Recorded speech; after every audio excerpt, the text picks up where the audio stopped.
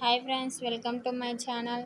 ఈరోజు రసం పొడి ఎలా తయారు చేయాలో చూపిస్తాను చూడండి. శనగ బ్యాళ్ళు,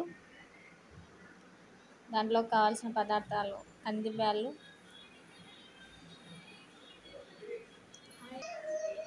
మినప్పప్పు, ధనియాలు,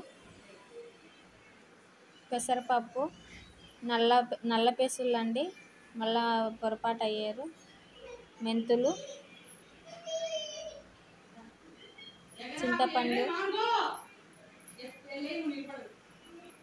ఉప్పు, ఒట్టిమిరగాయలు,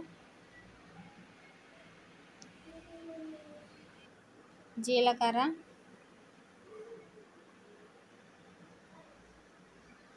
చెక్క లవంగాలు, మిరియాలు, కరివేపాకు, కొంచెం బెల్లం ఉంట, అన్ని దోరగా వేయించి బాగా చల్లవన్నాక మిక్సీ పట్టాలండి.